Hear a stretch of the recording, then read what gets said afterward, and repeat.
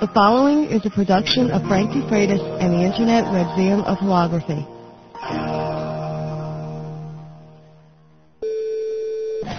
Hello, this is Frank DeFreitas, and welcome to HoloTalk, the Internet's laser and holography talk show. Our toll-free number is 1-800-458-3525, or you can send an email to holotalk@holoworld.com. We've got telephone calls, we've got emails, we've got special guests coming up, so thank you for tuning in, and let's get this week's show on the road. Hello, and welcome to another week of HoloTalk. Deb, how are you this week? I'm fine, Frank. How are you? I'm doing okay. Do you know that we're live right now on the Internet? I'm sorry. And we're going to start again. Do you know that we're live right now on the Internet? Yes, I know that. People are logging on. We have a webcam in the studio, and we're uploading the image to our website, and people are logging on and watching us right now. Can't hear anything. You won't be able to hear anything until the show Sunday night when the show is uploaded in real audio format, which you're listening to right now, but they can see us. Might as well wave and say hello to everybody. Hi out there in Internet land. Last week's show was 48 minutes long. That was long. That was long. I don't think we're going to do any more 48-minute shows. We can't tell how long the show is because we actually record this in bits and pieces. Then we go into editing programs and edit things out, edit things in, and put it all together, and we don't know until the show's over how long it is. And we worked on that probably 3 or 4 hours last week, didn't we? Yeah, I think it was about 3. Yeah, and when it was all finished, came out to 48 minutes, which is a pretty long time for a show. I don't think we're going to go 48 minutes anymore. I'd like to keep it around a half an hour. Half an hour is not a bad time, you think? That's a good time, but what do you do, just like cut it off? Yeah, we had a lot of questions last week. We had to cover them. And we've got a lot of questions this week. We probably won't get to all of them because we have our guest this week, which is Paul Graham. He's from a company called Light Vision. We're going to have Paul Graham on for an interview. You remember about Paul? Yeah, I do. He's the one with the lollipops. The one with the lollipops. They put holographic images on lollipops and other candies and edible items. Musical guest this week is Emily Toybox, and we're going to try something different. Because this is just a voice broadcast, we send this out so that it's available over 14.4 modems, which is good for voice. You have no problem with receiving a signal and hearing a voice with fairly good quality at 14.4. But once you get to the music, 14.4 sounds like not good. Doo-doo. Doo-doo. So what we're doing is I'm going to combine 2 files. This first one that you're listening to is going to be coming at you at 14.4. It keeps the file size small. But as soon as Emily's toy box comes up, it's going to switch over to 28.8. The thing I'm interested to see is some people have 14.4 modems, other people have 28.8. The 28.8 people should be able to get both, and I'm hoping that the 14.4 people can get the first part of the show, but yet when the music comes up, it may cut off for them. So we'll have to see how that works out. If you have a 14.4 modem and you're listening to this, let us know how it works out when it changes over to 28.8. So a possibility it may cut them off and they won't be able to receive that signal. Okay. What's up for tonight? Why don't we go to an email question and then we'll get moving. Okay. I have a 10 milliwatt laser, and I was wondering how hot the laser head should get. Mine is very hot to touch. Is this normal? If it's uncomfortable to touch it with your hand, I'd have to say that it's hotter than it should be. You should always let a laser head warm up before you do a hologram because you're allowing it to reach thermal stability. But once that laser head warms up, it shouldn't be anywhere near where it would feel very hot to the touch. I picked up a thermometer at Radio Shack, and this is an indoor-outdoor thermometer. And what I do is I have that thermometer on the wall next to the laser, and there's a probe, and you use this probe in normal circumstances by putting it out your window so that you can tell what the outside temperature is. What I did is I took the probe and I got one of those metal collars that you can buy over at the hardware store. Sort of like holds hoses, a hose clamp, I think is what it's called. And it has a screw on it, and you can make it tighter and tighter. It makes the collar smaller and smaller. Well, I slipped that over the laser head, I put the little temperature probe underneath of it, and then I screw that down so that the temperature probe is touching the laser head itself. This way I can tell, number one, how hot the laser head's getting, and I can watch the temperature and see when it finally reaches a point where it's not rising or dropping anymore. And that means, of course, that the laser has reached thermal stability. The temperature that I usually see on there, I believe, is 101 degrees. Now, that's not very hot. That's tepid. That's probably like bath water, right? Yeah. So if you're grabbing a hold of that laser head, more than likely, this is what's wrong. If you have one of the brick power supplies, I would look on that power supply, and you're going to see a little potentiometer, which is on there. It's actually something that you would need it almost looks like a screwdriver adjustment, but it's a very, very tiny screwdriver adjustment. You may have to use something like an X-Acto blade or even a fingernail to turn that around. And what you do is you try to get that adjusted so that you turn that in a counterclockwise position after the laser is warmed up, in a counterclockwise position just until the laser starts to sputter. And you'll see it sputtering. It happens very rapidly with the beam. Once you see that laser head sputter, then you turn it with your finger or your X-Acto blade or whatever you're using just a little bit past that point. My guess is you've got that turned up too much, or you've got one of the high-power power supplies that's powering one of the lower laser heads, and you're feeding too much voltage into it. So you want to try and get that voltage down. That's going to drop down your temperature. And you don't want to pump too much voltage into that laser head because it will kill your laser head before it's time for it to go. You should get 20,000 hours of working time out of that head. We're going to move on to the interview segment. You know why? Why?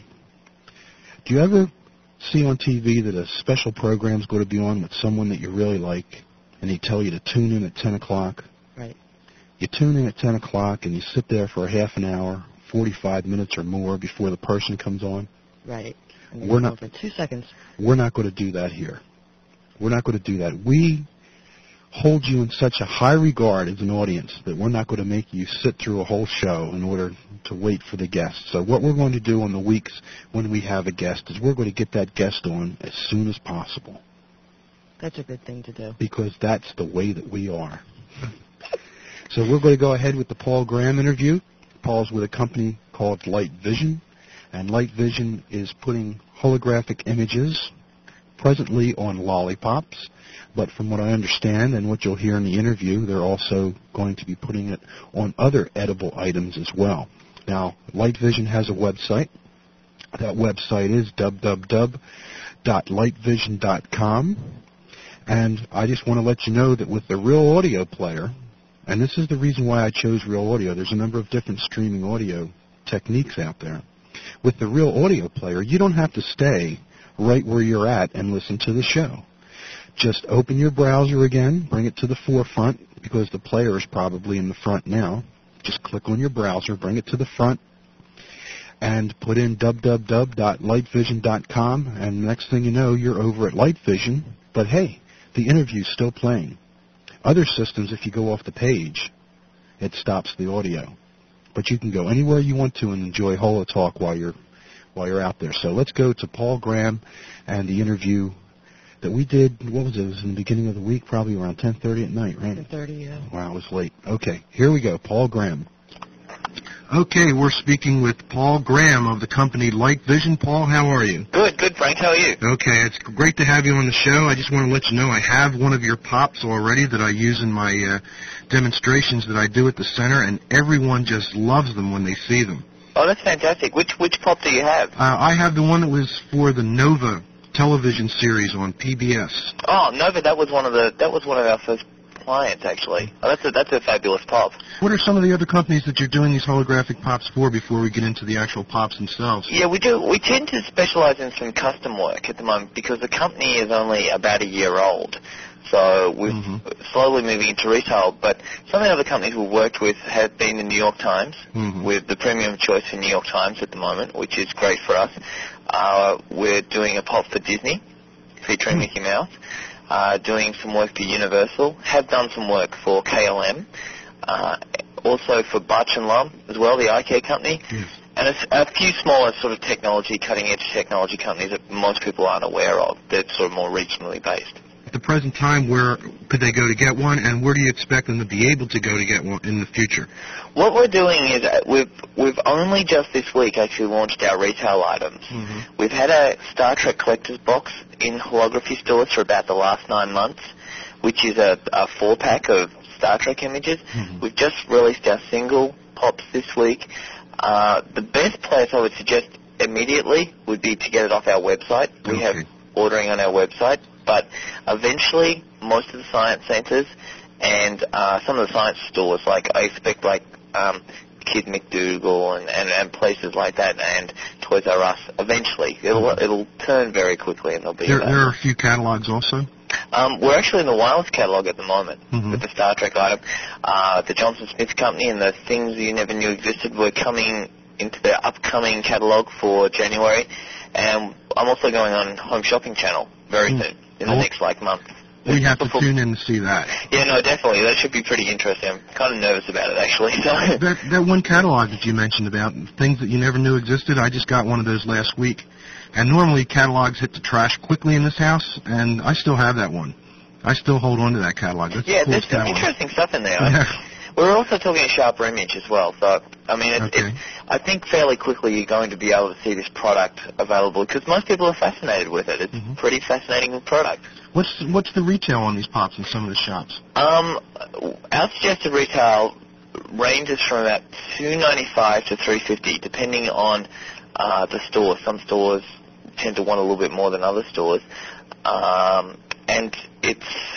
we're planning to bring the price down fairly quickly as well. We're basically going for a little bit of technology curve at the moment, so I expect them to be available for about $1.50 next year. Now, the Star Trek ones are actually in a pack of 4? Yeah, it's a Star Trek collector's box. It's a numbered box. There's a limited edition of 25,000. It comes with 4 pops and a certificate, a holographic certificate of authenticity. And there's an image of Picard, Klingon, the Enterprise, and the Star Trek logo. Without giving any secrets out that you obviously have to hold on for your own protection of doing this and inventing this technology with, your company, could you tell some of the listeners what goes into putting a holographic image on a lollipop? Yes, I can. Well, basically, the history of the hologram was that it was invented by a physicist at MIT. His name's Eric Begleiter, and Eric is actually a principal of our company. He actually still handles all the holography work for us.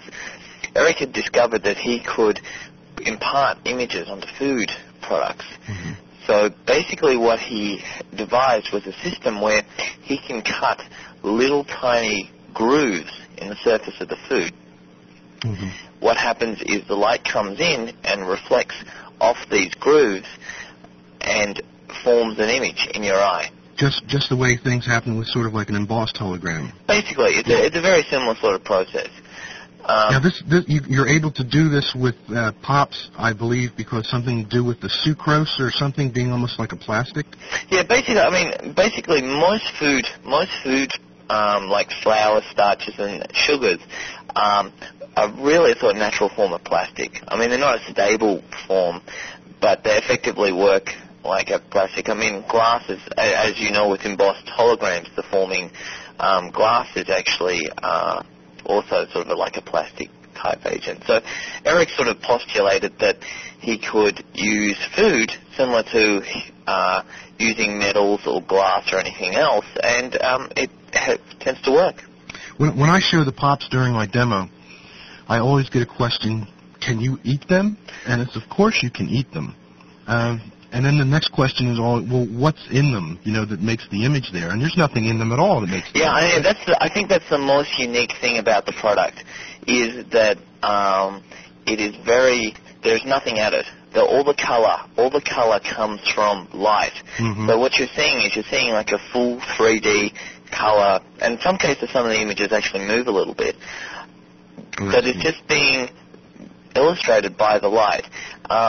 Some common mistakes that people try and do, they try and look through the hologram, and this is very much light activated. The brighter the light on the holographic pop, the sharper, the brighter the image is going to be. But there is nothing added. It's a totally natural process, and that's something, even being involved with light vision, that I sometimes sort of sit back and amazed at. That this process doesn't involve any colorings or additives. So there's no FDA regulations. It's a very safe and natural process. Now, if someone owned a company and they had a logo that they'd like to have on the pop, they can contact you and have that logo placed on the pop, right? Totally. We are very, we specialize in custom work. We've had most of the people that have done work with us have reordered. They've been very happy with the response. The interesting thing about doing custom work is that most people have, and you probably see from your classes, Frank, I mean, most people have never seen this before. Mm-hmm. And they're or totally even amazed. regular holograms still. People still haven't seen regular holograms that come through the center. Oh, well, there you go. So the fact that you can eat it, most of the companies tend to use it for trade shows and things for cutting through the clutter and premiums. And from that perspective, it's exciting. But yes, we definitely offer that service, and it's very reasonably priced. We're really in the business to try and get the usage of edible holograms out to the public, and we're very excited about the opportunities that are coming our way. Now, I know a lot of companies that take advantage of this, but I would imagine if there were someone who just had a recent birth in the family and they had a photo of their little girl or boy that was just born, they could have the baby's picture put on pops and have pops manufactured. Oh, yeah, and that's for the price, of course. Yeah, for the price, and we've done a few bar mitzvahs and we've done a wedding so far. So that's very possible, and it's a very, very unique thing. And I think that we'll probably do more of that in the future. That's something that I think we're going to specialize in at some stage. I visited your website, which is very well done, and I'd recommend anyone to jump over there, especially after you finish listening to HoloTalk and you close out your real audio player, or even while you're listening to the interview itself, because from what I understand, the real audio player will play in the background as you continue to surf the web. Tell our listeners a little bit about your website and what they can find when they go onto the site itself. Basically, what we've tried to do with the website is to educate people. We have sections that feature some of our retail products, our new retail products, and that's the Dr. Hologram brand. Actually, I should really... We have just released this new brand, and Dr. Hologram is our flagship brand, and he is like this inventor that we've invented, and we're hoping to do some great things with him. Mm-hmm. I think he's probably going to be a cross between Indiana Jones and Doc Brown from Back to the Future. People can also order these pops. You know, the holidays are coming up, and what better gift could you give someone, or as a stocking stuffer, than to take one of these holographic lollipops and put them in a stocking for Christmas? Yeah, we have a Christmas pop, and actually that's what a lot of people do. I think it's a great stocking stuffer. We also have like a fair range of information about how the holograms work. We have a practical guide to holography. We also have a library which has like a fairly extensive sort of linking mechanism to most of the major holographic sites, and I think we have your site on that. I have to confirm that. Yeah, I think it's in there somewhere. Yeah. I also want to mention that practical holography manual that you have on the site is excellent. And I know there's a lot of, it's science fair time across the country. There's a lot of kids that are sending emails to me, and I'm sure other holographers that are listening that have sites are getting emails as well as far as how can I get more information about holography. Well, if you're listening to this broadcast, go to www.lightvision.com, and you will find a link there called Practical Holography, and it's a wonderful tutorial on holography itself, which is very nice for you to offer that to the public to come through and see that. Well, we obviously like to educate the public on what we're doing, and this is something that Eric put together. Are these holographic images 3D, or are they the basically 2D, 3D type of creation that you see on some of the stickers? They tend to be 2D, 3D. They're more dot matrix than they are HOE laser. We can do HOE. The trouble is that what we've found for most of the clients that we're working with is you need to get a glimmer of something. The HOE works very well. You can get a very 3D, full-depth image. But when we're doing trade show work, we want to get something that people actually see something straight away. So they're not thinking that they... And the best way to do that is with the 2D, 3D, because most of your diffraction that's taking place is happening within the plane of the hologram itself. You don't have to worry about any sort of smear, with any depth like you have with a typical hologram. If you were to pull it out on a convention floor, you'd find out that unless you were right under one of those sodium vapor lights or anything that were up on the convention ceiling, unless you were right under them, you'd notice that you'd have either multiple images or you'd have smeared images. Exactly. It just would not work. But with your technique, it pretty much doesn't matter where you would be standing. You're always going to get a nice effect from that hologram. Yeah, and that's what but we are moving to work on some, to get a lot more depth and a lot more motion. Mm-hmm. We're also moving to put it on other foods. We have a chocolate. We're working on chocolate right now. I have put images onto Pop-Tarts, but we also have a holographic dust that we can put onto cereals and cookies and you can bake with, which gives a glitter effect. And that's a fairly unique sort of item that we've been working on. Is this is a diffraction grating that's actually etched right into the dust itself? Yes, that's exactly it. And when it comes in a range of colors. Absolutely incredible.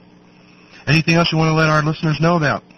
No, that's about it. I wish everyone well for the holidays, upcoming holidays, and looking forward to people dropping by our site. Okay, well, we wish you well, and thank you for being a guest on HoloTalk. We really appreciate it. That's what keeps this show going and people coming back to hear what all the people in the field of holography are doing.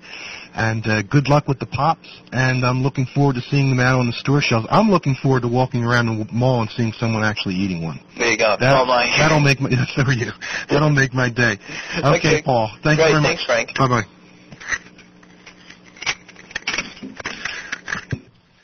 There we have the Paul Graham interview. What did you think of that, Deb? I thought it was really interesting.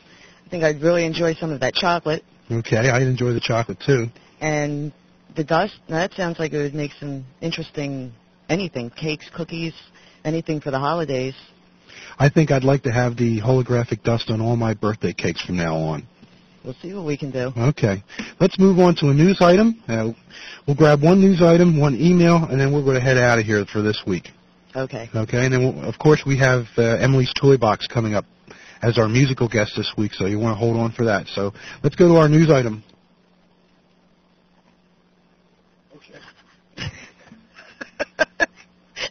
You're on. I'm on? Okay. For real? Okay.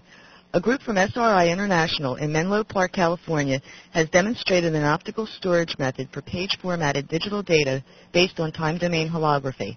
This is a technique that could allow high-performance input and output of data to an optical storage system. Digital data pages were generated by illuminating a spatial light modulator with 11.2 microsecond pulses from a ring dye laser operating at about 580 nanometers. Each page was stored by wavelength division multiplexing in a distinct channel of about 500 kilohertz within a 7 millimeter thick crystal. After recording, data were retrieved at a peak rate of 300 megabits per second without the use of error-correcting codes. Using a detection scheme for the extraction of binary data, the system raw bit error rate was 10 to 7, meaning that 10 megabits of data could be stored without generating an error.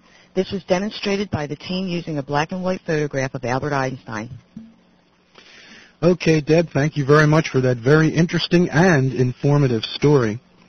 That is the future of data storage, people, holographic data storage, storing information inside of photorefractive crystals using lasers. Let's go to one more email question, then we're going to move on to Emily's Toy Box.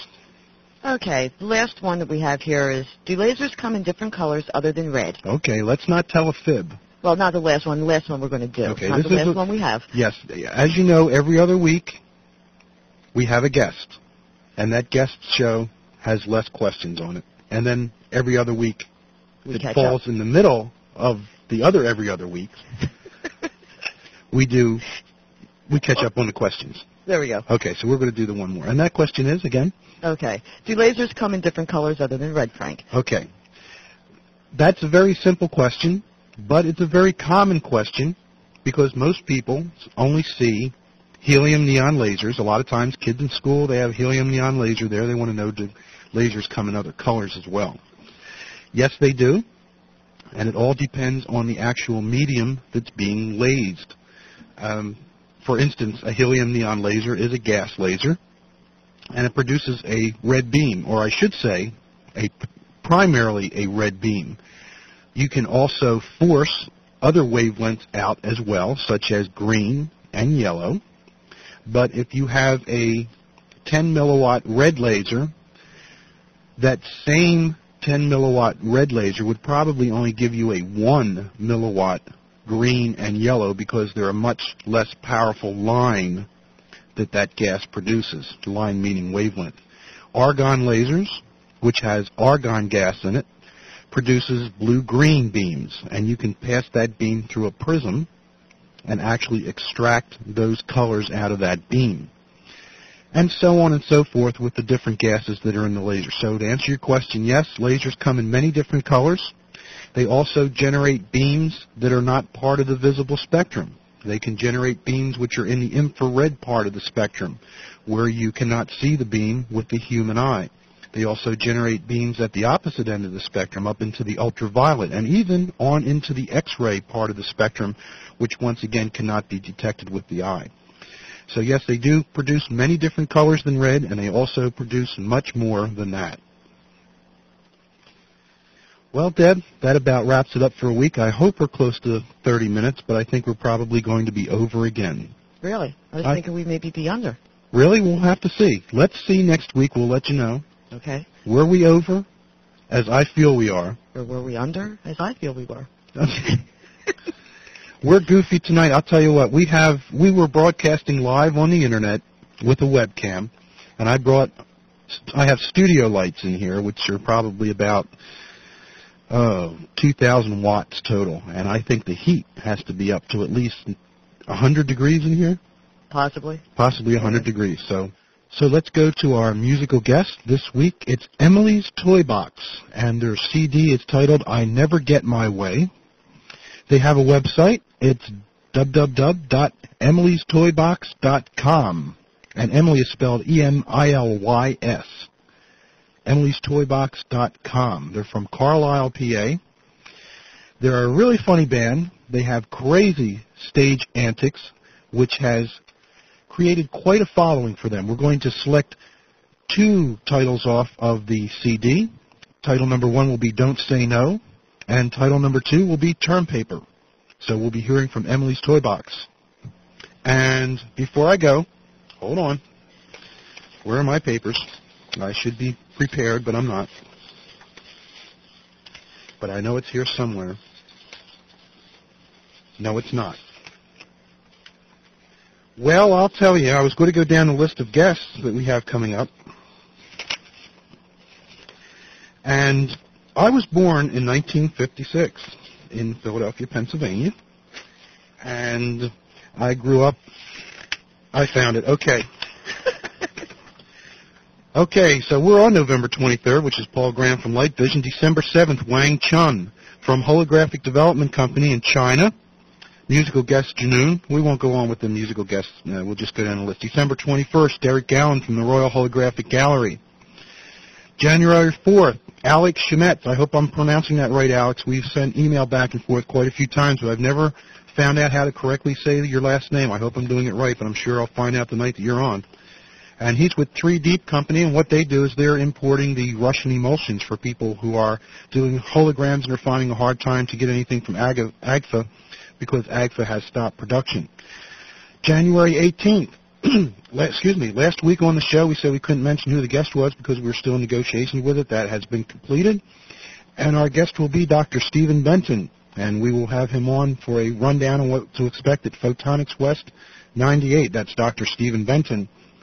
January 18th, 1998. February 1st, Brian Monahan from Pennsylvania Pulp and Paper. And they do desktop holography. I guess it would be fair to call it desktop holography. It's actually a much more complex setup than just a simple term like desktop holography. But Brian will bring us up to date on what that's all about. February 15th, Jimmy Wolford, and he has a company which does security holograms in Panama, the country Panama. And I know we're booked up until April, but my list only goes to February 15th. So what I'm going to do is probably put those names up on the website. Okay, so thank you for tuning in. As always, Deb, thank you for being here with us. My pleasure. Couldn't do it without you. That's my sidekick, Deb.